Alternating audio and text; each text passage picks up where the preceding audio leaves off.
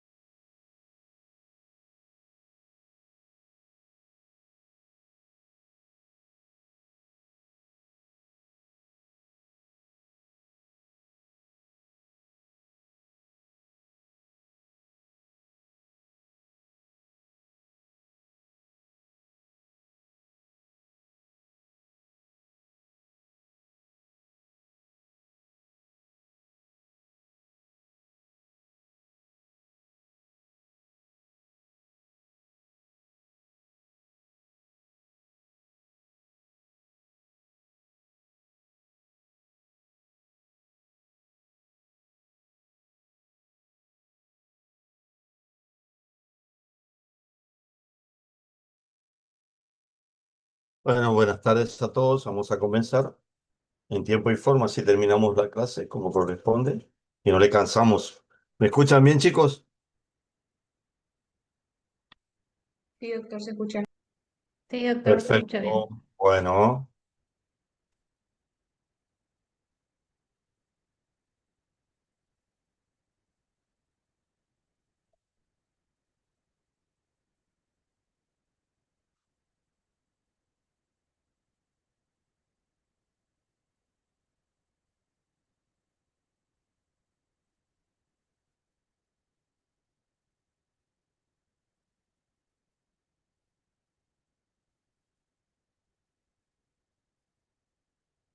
bueno, hoy vamos a comenzar con un tema bastante interesante y que hace a la respuesta de por qué en algunas situaciones el fármaco que hemos elegido, el fármaco que hemos seleccionado, de acuerdo a nuestro paciente, no responde como nosotros esperamos en nuestro paciente.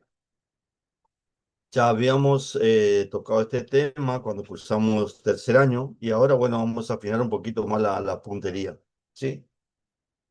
Entonces, dentro de eso, yo soy el doctor Morales, Sergio Daniel,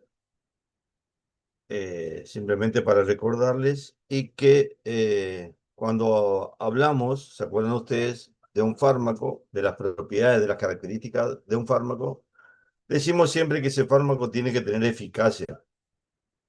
Entonces, la eficacia es lo que se estudia, es lo que se observa, es lo que se valora cuando uno hace un ensayo clínico controlado y utiliza ese medicamento en una determinada población. Ahora bien, nosotros debemos utilizar ese medicamento en la población, o sea, en los millones de usuarios de ese medicamento.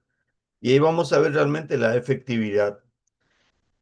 Primer punto a tener en cuenta, eficacia no es lo mismo que efectividad. Entonces, la eficacia sigue siendo una probabilidad, por más que en la mayoría de las personas tengan un efecto farmacológico, sigue siendo una probabilidad de que cause lo que se observó, lo que se vio en los ensayos clínicos cuando se estudió ese medicamento. Punto importante, ¿sí? Razón por la cual algunos medicamentos no dan los resultados que uno espera cuando lo utiliza en sus dosis habituales. Recordemos que cuando hablamos de esos factores, tenemos la edad, el peso corporal, el sexo, la presencia de enfermedad, factores genéticos, factores ambientales, así también la tolerancia, taquifilaxis e hipersensibilidad, lo cual no vamos a hablar de este caso porque ya lo vimos y lo saben perfectamente. Y el otro punto importante es la interacción de medicamentos y que justamente es algún punto fundamental a destacar y que en algunas situaciones es importante que ustedes sepan qué tenemos que hacer en estas situaciones, en determinadas patologías. Y cuando veamos esa patología vamos a ver que este, es fundamentalmente en patologías comunes, como yo siempre le digo, patologías prevalentes. Piensen primero en eso. Después vamos a tener tiempo para ver patologías un poquito más complejas, que, que obviamente son importantes, pero que nosotros siempre pensemos en lo más sencillo. Cuando hablamos de factor edad, teníamos un punto importante, que era ya al principio de que administramos otro medicamento en la absorción gastrointestinal. Y recordemos que el niño, ¿sí? Tiene un pH aumentado, un vaciamiento gástrico aumentado, hay un madurez de la mucosa. Por lo tanto, las dosis cuando uno da un medicamento, tienen que ser muchísimo más bajas. En el anciano, el pH también está aumentado, en este caso es por ya disminución de la secreción del ácido clorhídrico, todo tiene disminuido el anciano, hipotrofia de las células, hay vaciamiento gástrico también, en este caso disminuido, hay una disminución de la circulación, por lo tanto fácilmente que se llega a la acumulación del medicamento y a la toxicidad. En el niño recordemos que existe una absorción cutánea que es más intensa debido al estrato córneo, más delgado, y una mayor hidratación. Hay una distribución menor debido a pocas proteínas plasmáticas, ¿sí? Menor concentración de albúmina. A nivel hepático existe una inmadurez hepática que lo hay que tenerlo presente siempre, y con la posibilidad de que exista un aumento de la vida media plasmática de algunos medicamentos. En este caso, el diazepam, cloramfenicol y la teofilina. Y en la excreción obviamente está disminuida también y se debe ajustar la dosis en los niños. En el anciano también existe disminución de la concentración de albúmina. En una vida media plasmática existe más elevada de los medicamentos. Existe un fenómeno de acumulación y hay disminuciones fundamentalmente a nivel renal, o sea que en la eliminación. Es por eso que hay que tener mucho cuidado cuando uno indica un medicamento, porque fácilmente se puede llegar a acumular ese medicamento. El peso corporal, ustedes saben que el peso corporal puede aumentar debido a varias situaciones, como por ejemplo aumento de retención de líquidos. Eso genera edemas, obviamente, derrames pleurales, aumentando el volumen de distribución de los fármacos hidrosolubles, ¿sí? Y reducen, obviamente, el volumen de distribución de los fármacos liposolubles. En cambio, por obesidad existe un aumento del volumen de distribución de fármacos liposolubles y disminuye el de, obviamente, los fármacos hidrosolubles. Y acá hay algunos ejemplos interesantes de los fármacos liposolubles, como por ejemplo la lidocaína, diazepam y fentanilo. Eh, Obviamente la baja masa corporal también aumenta la concentración plasmática. Cuando hablamos de baja masa corporal, hablamos de pesos inferiores a los 40 kilos, que no es común, pero bueno, se puede dar la situación y uno lo tiene que tener presente. Entonces, el primer punto a tener en cuenta, de que por ahí lo pasamos muy superficialmente, pero es importante tenerlo presente. Si un fármaco es hiposoluble o liposoluble. ¿Por qué? Teniendo en cuenta justamente esto que estábamos hablando del peso. Los fármacos liposolubles, la disolución se realiza en grasas y los fármacos hidrosolubles en agua. El paso de los fármacos es más fácil, de los fármacos liposolubles, se dificultan los hidrosolubles. La entrada al cerebro de los fármacos liposolubles es frecuente, de los hidrosolubles es menor. A veces recuerden ustedes que la barrera hematocefálica, si bien es una barrera bastante importante, eh, esa, ese efecto de no penetrar esa barrera a veces también está relacionado con la concentración del fármaco. Si bien en un principio un fármaco no atravesaría esa barrera, hay que tener en cuenta que cuando uno va aumentando la dosis de ese medicamento, eso puede variar. La acumulación de esos fármacos liposolubles en tejido graso es importante y la eliminación se hace fundamentalmente por metabolismo hepático. En cambio, los fármacos hidrosolubles fundamentalmente en riñón y orina. Entonces, un punto a tener en cuenta para ver diferencias que uno debe tener en cuenta cuando considera los fármacos y lo clasifica de esa manera. Recordarán también la importancia de las hormonas en el sexo, los estrógenos y los andrógenos, y que por X motivo pueden aumentar la secreción, ya sea por un tumor a nivel suprarrenal, ya sea por un tumor a nivel de los ovarios, ¿sí? Eh, Síndrome de ovario poliquístico, que es bastante frecuente en las mujeres, o un problema testicular en el hombre, que puede ser que aumente uno u otro tipo de hormona. Eh, en algunos casos, cuando existe hipersecreción, por ejemplo, de andrógenos por un tumor testicular, puede causar en el hombre inhibición de la secreción de las gonadotrofinas. Y en algunos casos, por justamente el síndrome de ovario poliquístico, las mujeres puede tener efectos masculinizantes con ausencia de menstruación, disminución de las glándulas mamarias y que puede llevar a la hepatotoxicidad e inclusive a un carcinoma hepático. Factores genéticos cada vez más en los libros de farmacología aparece como un factor importantísimo, porque cada vez se conoce más la genética del individuo. Yo simplemente acá ejemplifico una característica, pero recuerden ustedes que los factores genéticos pueden variar de una persona a otra desde la absorción, distribución, el metabolismo, la gestión, desde ahí. Yo simplemente les recuerdo a nivel del metabolismo, porque es un lugar bastante importante, donde puede hacer que cuando existe polimorfismo de esas enzimas metabolizadoras, algunos fármacos se metabolizan muy rápido, tienen un menor efecto farmacológico y en otros casos pueden tener un metabolismo muy lento con un riesgo fácilmente a la toxicidad. Asimismo, también puede haber variaciones en los receptores farmacológicos que obviamente alteran la respuesta.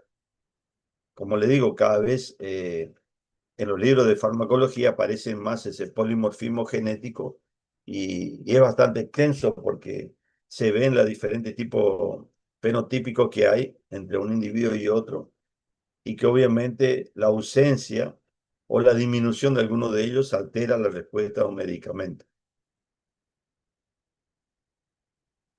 Pero no nos vamos a quedar mucho tiempo en eso porque si no, no terminamos más. Factores ambientales, en este caso, agrega algo que es bastante interesante, que ya se lo voy a hacer decir, pero ustedes recordarán que en estos factores ambientales está el hábito dietético, la ingesta de alcohol y el consumo de cigarrillos. Ustedes recordarán cuando hablamos del alcohol, hablamos que se puede comportar de dos maneras, como inductor o inhibidor, dependiendo de si su ingestión es de forma aguda o de forma crónica, ¿sí? Entonces eso lo tienen que recordar, como ya lo habíamos eh, enseñado en tercer año. Y el consumo de cigarrillos, obviamente, que son inductores enzimáticos a nivel de metabolismo, que es importante. Y que en algunos casos pueden causar inhibición también. Es importante tenerlo en cuenta el consumo que tienen muchas personas y de manera importante. En este caso tenemos la dieta, porque hoy en día existen personas que alteran su dieta equilibrada, por decirlo de alguna manera, y lo modifican, ¿sí? En una dieta hiperproteica, en una dieta hipoproteica, y que obviamente eso también puede causar alteración. En este caso, fíjense ustedes, una dieta hiperproteica puede incrementar el metabolismo oxidativo de algunos fármacos, como ejemplo de la teofilina, propranolol y diazepam, mientras que el aumento de hidratos de carbono tiende a reducirlo. La dieta hipoproteica e hipocalórica puede reducir el metabolismo también de algunos fármacos, de la benzodiazepina, por ejemplo, como el oxazepam. A su vez, esa dieta hipoproteica puede reducir el flujo renal plasmático, el aclaramiento de creatinina y la excreción renal de fármacos. Entonces es importante cuando uno hace justamente el examen de los pacientes, el examen clínico, tiene que tener en cuenta eso, ¿sí? El hábito dietético, la ingesta de alcohol y el consumo de cigarrillos. Recordemos el jugo de pomelo, que es importante y que se había salido su publicación y que se hablaban de 2 o 3 medicamentos en su tiempo, pero hoy en día se sabe que puede interaccionar con muchísimos grupos de medicamentos. Justamente estuve indagando eso para darle a conocer a ustedes, para que lo tengan presente sobre el jugo de pomelo. Y fíjense estos grupos farmacológicos en el cual puede interferir el jugo de pomelo. Estatinas, que son fármacos que se utilizan para bajar el colesterol, muy utilizado, ¿sí? Eh, Hay gente que a temprana edad ya empieza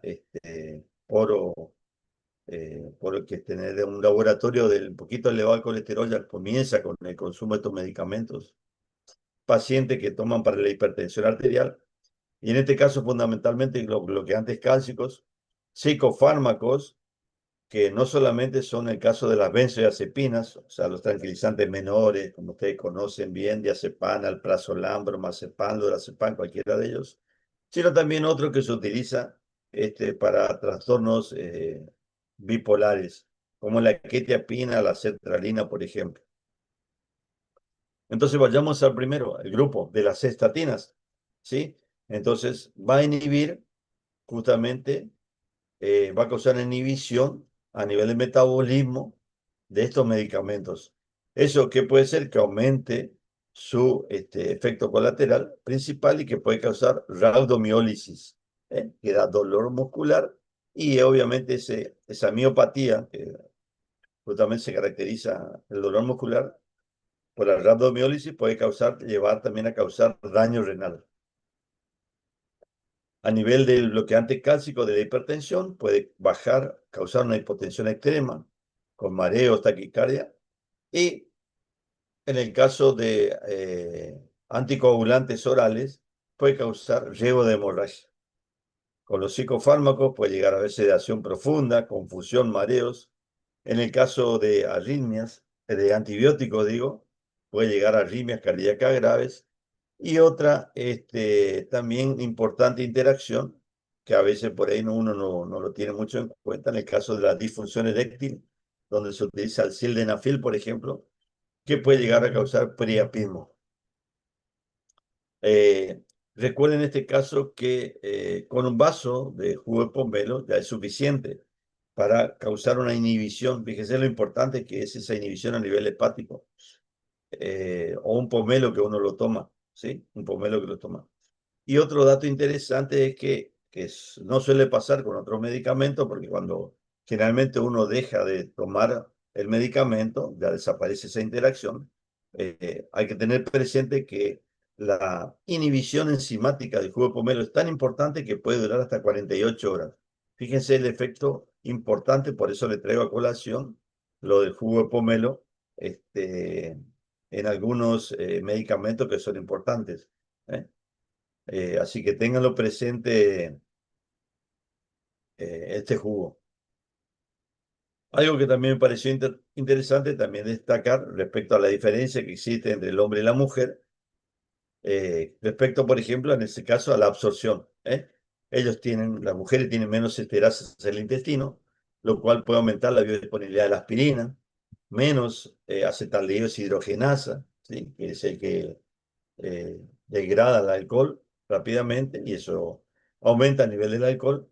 En la distribución tiene mayor proporción de grasa y aumenta el volumen de fármacos liposolubles, como en el caso del metronidazol. Las quinolonas tienen menos volumen de distribución y tienen mayor acumulación en el hígado, en el miocardio y mayor acumulación en el músculo, en el caso de las mujeres. Y el metabolismo de los estrógenos pueden aumentar la actividad de la enzima CYP3A4, que es importante en el caso de la inducción e inhibición enzimática. El acetilsalicílico en las mujeres protege mejor del ictus, especialmente el infarto de miocardio a hombres que a mujeres, lo que se atribuye que tiene mayor efecto antiagregante en los hombres que en las mujeres. Pero la amlodipina tiene un mayor efecto antihipertensor, por ejemplo, en mujeres. Es por eso que uno cuando trata la hipertensión arterial, por ahí suele elegir amlodipina y no otro grupo de fármacos en las mujeres. Debió ser mayor respuesta, pero obviamente esa respuesta no solamente puede variar, no todos van a responder de la misma manera, porque por ahí no está bien claro si es debido a las mayores concentraciones o si existe alguna diferencia, es farmacodinámica en cuanto a su respuesta. Lo otro, obviamente, que siempre es bueno tenerlo presente son las enfermedades. Y como yo le dije, las que más interesa, la que ustedes tienen que recordar, que es la que afecta a nivel renal, por ejemplo, la enfermedad renal crónica, porque esto va a hacer que disminuya la excreción de fármacos y que haya mayor acumulación y mayor riesgo de toxicidad. ¿Y en qué tipo de Fármacos, fundamentalmente los AINES, ¿eh? Cualquiera de ellos acá yo puse simplemente para mencionar y recordarle. Ibuprofeno, diclofenac, ketorolac. ¿Eso a qué puede llevar? A fácilmente un riesgo de insuficiencia renal aguda y obviamente lo ideal es evitarlo o usar dosis ajustadas, que es lo que estuvimos charlando el otro día en el taller cuando hablamos de farmacovigilancia. ¿Qué haríamos en esos casos? Cuando aparece una RAN tipo A. Antibióticos, por ejemplo, también como los aminoglucósidos, hay que tenerlo presente porque son fármacos bastante nefrotóxicos y que obviamente necesitan un ajuste de dosis. Enfermedad hepática, caso de cirrosis o hepatitis crónica, ¿sí? Tal metabolismo hepático, en este caso reducido, y los fármacos permanecen por más tiempo activos. Un fármaco me pareció interesante recordarles a ustedes y que es bastante hepatotóxico y de uso odontológico para el dolor, es el paracetamol. Entonces, recordarle que en esos casos, obviamente, se llega a la hepatotoxicidad a dosis alta y a veces también con dosis terapéuticas se puede llegar a la hepatotoxicidad debido a que ese metabolismo hepático se encuentra reducido. También es importante el caso de las benzodiazepinas, que van a tener un efecto más prolongado. Y las estatinas, como mencionamos, los hipolipemiantes, que existe mayor riesgo de toxicidad muscular. En el caso de la diabetes mellitus, ¿sí? La hiperglucemia va a afectar la absorción y efectos de algunos fármacos, como por ejemplo los corticoides. Los corticoides que van a causar un aumento del azúcar en sangre. Eh, Acá le mencioné dexametasona, prednisona, por decirlo, algunos de ellos. Y que obviamente lo que se va a hacer es ajustar la dosis de insulina o de antidiabéticos. Pero eso obviamente no lo hacemos, no hace el odontólogo, ¿sí? Tiene que hacer el médico, el médico que está tratando al paciente. Entonces, cuando uno va a utilizar, hay que tener presente eso, que más que seguro por ahí, más si utiliza 2 o 3 clases de insulina, es importante que lo tenga presente porque seguro que va a tener que ajustar la dosis. Y en el caso de los AINES, hay un riesgo de empeorar la función renal y más aún si hay nefropatía diabética. Entonces la diabetes también es importante tenerlo presente. La hipertensión, que siempre hablamos de la hipertensión, es fundamentalmente afectan la presión arterial, o sea, hacen que aumente la presión arterial. eh, y los ejemplos de fármacos que ustedes van a utilizar son los corticoides y los AINES. Uno directamente porque causa mayor retención de agua y sodio, y el otro porque van a antagonizar los efectos a nivel del flujo sanguíneo y renal, ¿sí?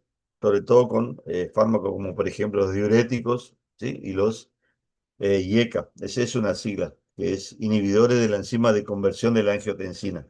No hace falta que lo recuerden, pero bueno, lo importante es saber cómo actuarían a ese nivel.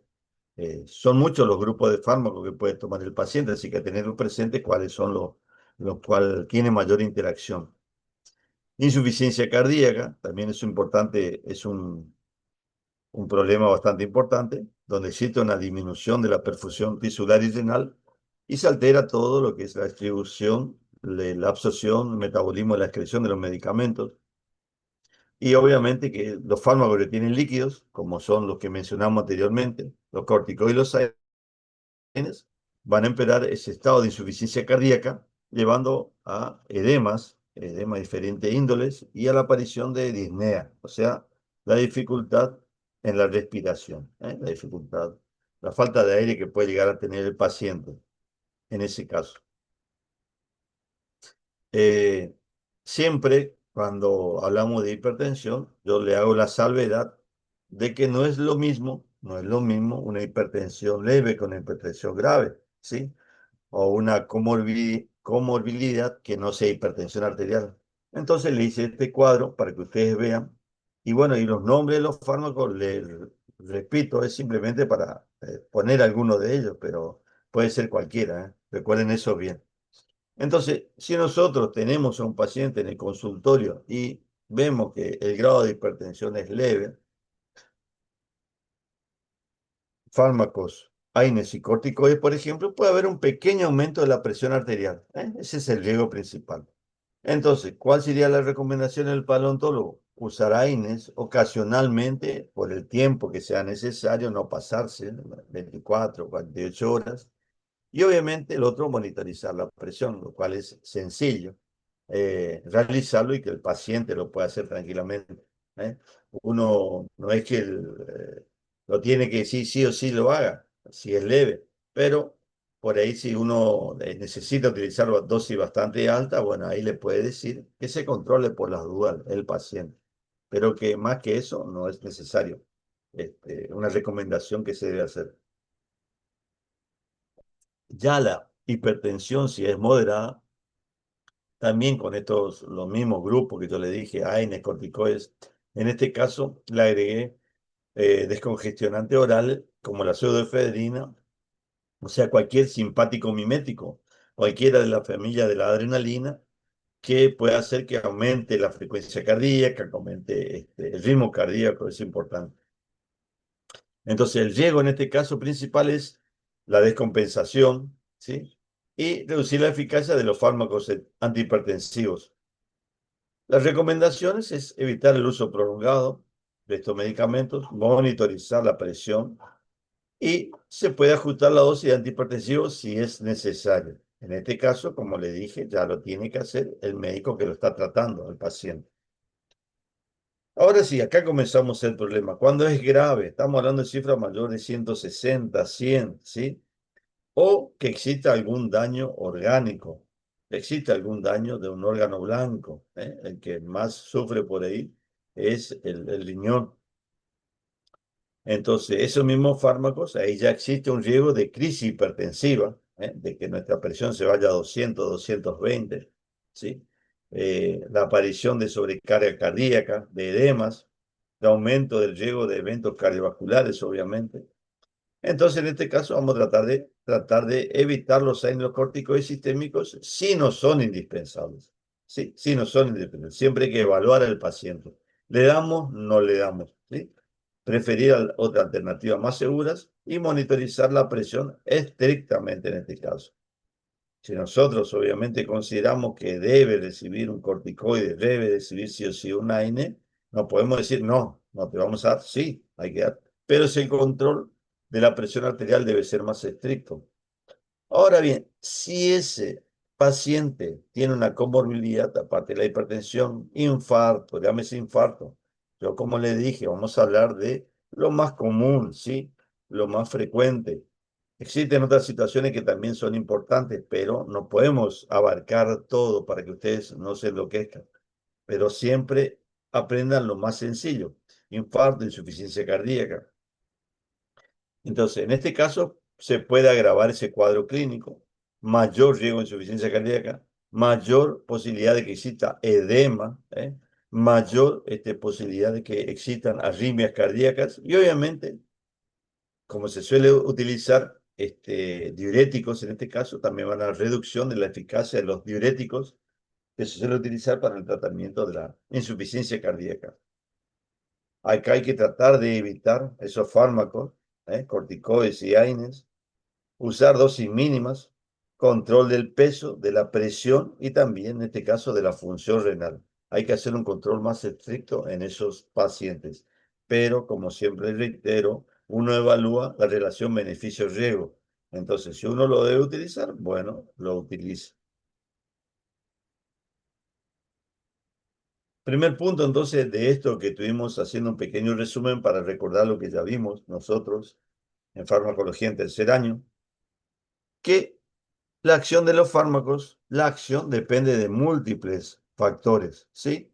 Fisiológicos, genéticos, patológicos, ambientales y farmacológicos. Cuando existen ya comorbilidades, ya modifican el riesgo y requieren ajustes individuales. Siempre es individual. Por más que tengamos 2 o 3 pacientes que tengan lo mismo, siempre los ajustes son individuales porque las respuestas son individuales, ¿sí? evaluar la función renal, hepática, cardiovascular, la coagulación y la polimedicación. También es importante tenerlo presente porque existen muchos fármacos que vienen en combinaciones también a dosis fijas, hay que tenerlo presente.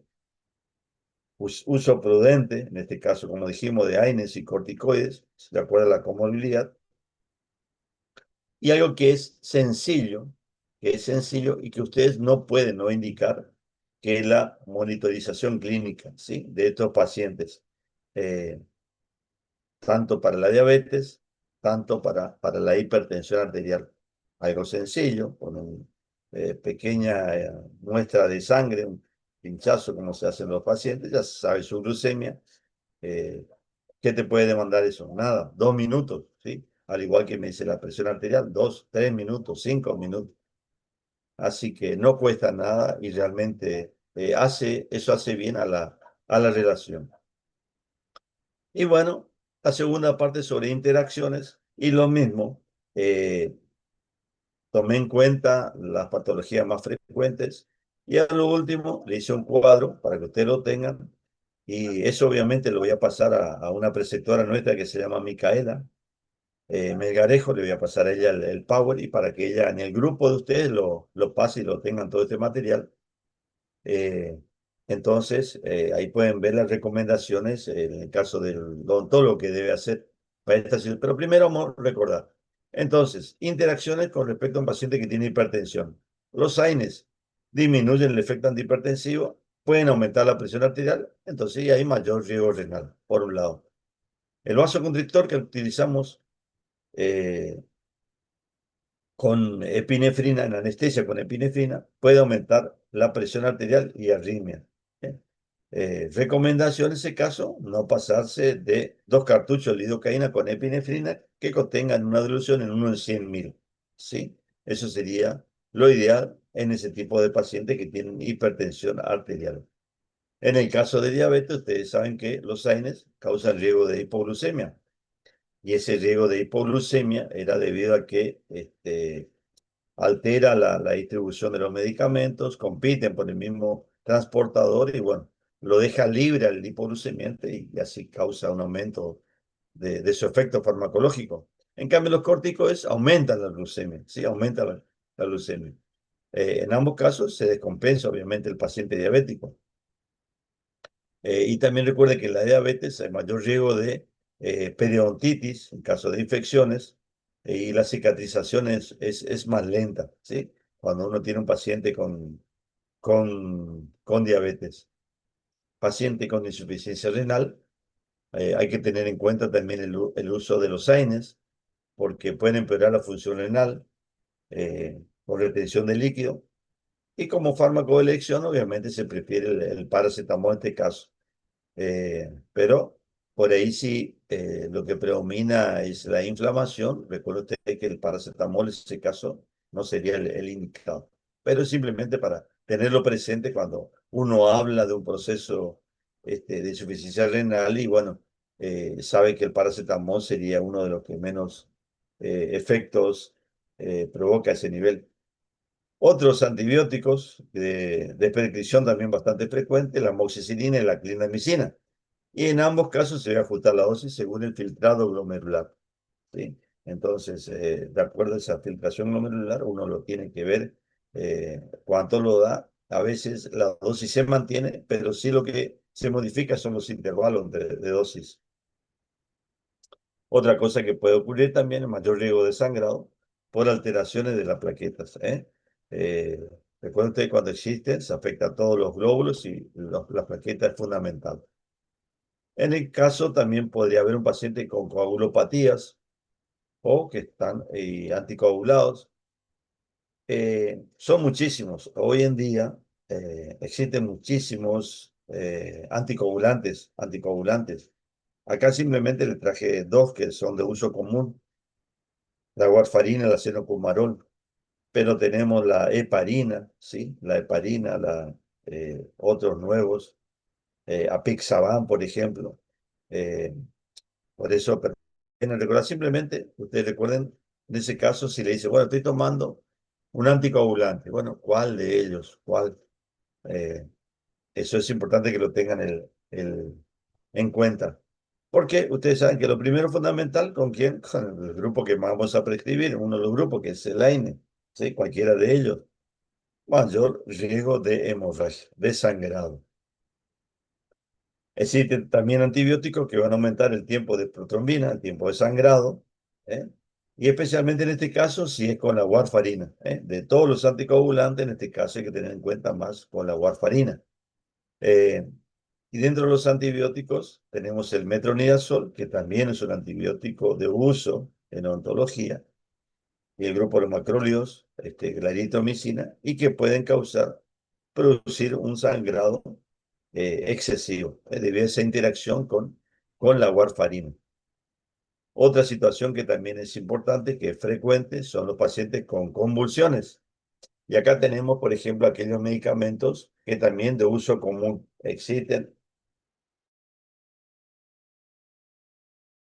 varios grupos, varios medicamentos. Pero acá simplemente le traje a colación lo que más suena, lo más frecuente. Fenitoína, la carbamazepina, el ácido valproico, por ejemplo. Y recordarles también que algunas lesiones, como por la hiperplasia gingival, se puede dar justamente por esos medicamentos anticonvulsivantes, como por ejemplo la fenitoína. Entonces, cuando hace el examen clínico y ven esa hiperplasia gingival, puede deberse justamente por ese medicamento. Interacciones con antibióticos, los macrólidos, eso es importante, macrólido en este caso, ¿eh? Pueden aumentar los niveles de carbamazepina. Recuerden que los macrólidos son inhibidores enzimáticos, ¿sí? Entonces pueden aumentar los niveles de carbamazepina, aumentando su riesgo de toxicidad. Y el otro punto también importante a tenerlo en cuenta, la anestesia con el estrés, que tanto el estrés y el dolor pueden desencadenar crisis convulsiva. Entonces, como conducta que se puede tener es hacer citas cortas y control del dolor, manejo del dolor de diferentes formas.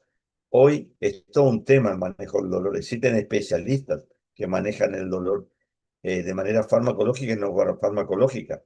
Entonces, eh, eso también es importante tenerlo presente, que uno puede controlar el dolor de manera no farmacológica, pero bueno, hay que ver cómo se realiza y cómo puede hacerlo.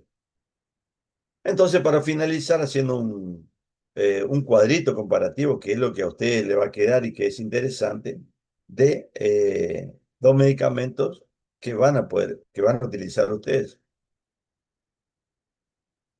AINES, reitero, le pongo simplemente lo más frecuente, lo que suena, pero puede ser cualquiera de ellos. Acá puse ibuprofeno y diclofenac, pero puede ser cualquiera de ellos. Entonces, en el caso de anticoagulantes con la warfarina, efecto y el riesgo, aumento el riesgo sangrado, ¿sí? ¿Qué es la conducta odontológica recomendada? Entonces, utilizar paracetamol que no interacciona, ¿eh? Que no interacciona con ese anticoagulante. Y recuerden ustedes que en este caso, como yo les dije, es paracetamol solamente para el dolor, ¿eh? Si casi inflamación, ahí ya no. En caso de antihipertensivos, llámese coiecas, beta bloqueantes, diuréticos, tiazídicos, el efecto es la disminución del efecto antihipertensivo y la conducta sería usar por pocos días o otra alternativa analgésica. AINE con los corticoides van a aumentar, ese es muy común, aumento del riesgo de úlcera gástrica. El corticoide el paciente muchas veces lo toma por muchos motivos, muchos motivos. Eh, la verdad que tiene muchísimas acciones farmacológicas y inclusive para situaciones alérgicas crónicas, el paciente por ahí está tomando, aparte de patologías obviamente de origen reumatológico, que puede estar tomando el paciente por artritis, estado de lupus eritematosos, diferentes atopías, eczema, uf, un montón, un montón. No vamos a detener a ello. Simplemente que el paciente está tomando un AINE de manera crónica como una prednisona, pero tienen que identificar primero qué es, si es un corticoide o qué, ese medicamento. Y obviamente si le dan una AINE, ¿Qué puede hacer fundamentalmente? El riesgo de úlcera gástrica, ¿sí? El riesgo de úlcera gástrica con hemorragia digestiva. Entonces, en este caso, hay que tratar de usar un protector gástrico, en este caso. Protector gástrico que se utiliza generalmente son los inhibidores de la bomba de protones, como el omeprazol, pantoprazol, lansoprazol, dexlansoprazol, esomepro, eh, me- eh, esomeprazol, esoprazol, digo. Hay un montón de ellos, cualquiera, no existe mucha diferencia. Por ahí la única diferencia es farmacocinética en cuanto a la duración de acción, ¿sí? Duran más tiempo. Otro fármaco, utilizar para infecciones, el metronidazol, también con anticoagulante, que puede haber el riesgo de sangrado. En este caso se debe ajustar la dosis o tratar de evitar y dar otro antibiótico que actúe sobre los anaerobios. Con el alcohol, que siempre preguntamos, obviamente que es importante que lo tengan presente porque eso es un detalle que se lo debe decir al paciente, ¿sí? El paciente que toma de manera crónica, por el efecto tipo disulfirano, efecto antabús, que le provoca un gran dolor de cabeza, una cefalea intensa, con enrojecimiento de la cara, ¿sí? Una, eh, y la presencia de vómitos, náuseas, que hace que el paciente deje de tomar el medicamento. Pero en este caso se debe evitar el alcohol, no el medicamento. Se debe evitar el alcohol. Es lo que uno debe enseñar al paciente, decirle, recalcarle y tratar de que no tome alcohol durante el tratamiento. Hoy ya le había dicho, le había mencionado, les recuerdo, el hecho de las estatinas. ¿Por qué? Por el consumo masivo, ¿sí? Muchísima gente toma realmente este grupo de medicamentos. Y hay una gran variedad, desde simvastatina, lovastatina, atorvastatina, rosuvastatina. Y uno si le quiere mandar el grupo de los macrólidos puede tener interacción importante y aumentar el riesgo de miopatías, ¿sí? Eh, la conducta ontológica recomendada es preferir de ese grupo la acitromicina. En ese caso, la acitromicina no actuaría como inhibidor enzimático de la C-estatina. Entonces, la acitromicina es una alternativa en esos pacientes que toman, ¿sí? Estatinas. En el caso de las tetraciclinas, cuando uno por ahí deba utilizar esos medicamentos, recuerden que fundamentalmente ocurren las interacciones a nivel de la absorción con diferentes sustancias, componentes que contienen calcio, hierro, complejos vitamínicos o también antiácidos y que van a causar la producción de quelatos, sustancias que son insolubles y que obviamente no se van a absorber. ¿Qué se debe hacer? Simplemente separar la administración 2 o 3 horas. La amoxicilina, una interacción importante, sobre todo en mujeres, el uso de anticonceptivos orales. ¿Y qué es lo que se va a hacer? Bueno, simplemente recomendar otro método adicional de anticoncepción. Sencillo, nada del otro mundo. Anestésicos con epinefrina, con bloqueadores sobre todo no selectivos, como el propranolol, betabloqueantes. Eso hace que aumente la presión arterial y usar dosis mínimas, dosis poco más bajas. Y la benzodiazepina, en este caso, le coloqué, estaba entre si le colocaba o no, pero como yo le dije, existen provincias que permiten la prescripción de derivado del opio, que permiten la prescripción de benzodiazepinas y que por ahí a ustedes le puede tocar justamente ir a trabajar en esa provincia y bueno, ténganlo presente, las interacciones más importantes con el alcohol, los opioides y que obviamente el efecto importantísimo que puede llegar a causar la depresión respiratoria. Entonces hay que tratar de evitar esas combinaciones. Así que bueno, con esto traté de resumir un poquito todo lo que era factores que modifican y las interacciones más importantes que ustedes lo tienen que tener presente y que no pueden dejar de no saberlo, ¿sí? Después sí vamos a ir viendo en los talleres otras interacciones. Para eso está la página en internet drags.com, ¿sí? Drags.com que ustedes ponen, drags.com y ya le manda interacciones Y ahí vemos todas las interacciones posibles que puede haber de los distintos fármacos para diferentes situaciones clínicas. Pero esto, de esta patología que yo le mencioné, eso tienen que saberlo y que siempre preguntamos, siempre preguntamos. Bueno, y por último, entonces recordar esto, ¿sí? Que los individuos varían en la magnitud de su respuesta a la misma concentración de un mismo fármaco. ¿Eh? Entonces, misma concentración de un fármaco, la respuesta puede ser diferente. Uno puede ser en más, otro puede ser en menos, otros pueden ser indiferentes totalmente. Una persona determinada no siempre responde de la misma manera a la concentración del fármaco. Una misma persona. Los otros eran diferentes individuos. En este caso, una misma persona. No siempre responde de la misma manera a la misma concentración del fármaco. Otro, la respuesta al fármaco puede cambiar debido a la enfermedad, a la edad y a la administración previa de otro fármaco. La edad hoy en día realmente constituye un factor muy importante a tenerlo presente, debido a, ustedes saben muy bien, a la expectativa de vida que se tiene ahora. Se está cambiando o se está viendo realmente a qué consideramos ahora una persona anciana. Antes, una persona anciana se consideraba a partir de los 65 años. Ahora se está evaluando eso y seguramente va a ser 10 años más a posteriori cuando salga esa nueva definición o clasificación, ¿sí? A los 75 años, ¿sí? Pero antes a una persona anciana se le considera a los 65 años. Eh, y lo otro que los receptores, que son los lugares donde van a actuar los fármacos, los receptores no es que son 100 y son 100 y son 100 y nunca van a cambiar. No, eso cambian también, ¿sí? Son dinámicos, sus concentraciones cambian y sus funciones pueden estar reguladas en alza o en baja siempre y por diferentes factores. Entonces, de ahí la exageración de la respuesta ante un medicamento o la falta de eficacia que puede ocurrir ese medicamento. Entonces son muchísimas consideraciones que uno lo tiene que tener en la respuesta. Por eso, siempre un punto importante y que se habla en la guía de la buena prescripción, que se habla el uso racional de los medicamentos, no solamente es importante en la elección del fármaco que uno va a utilizar, sino también en el seguimiento del paciente, ¿sí?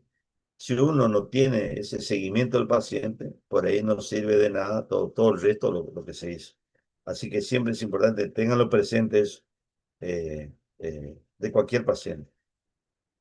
Muy bien, esto es todo, chicos, y como les dije, esta diapo le voy a pasar a la preceptora, Micaela Melgarejo, ella se va a hacer responsable eh, y en el grupo de la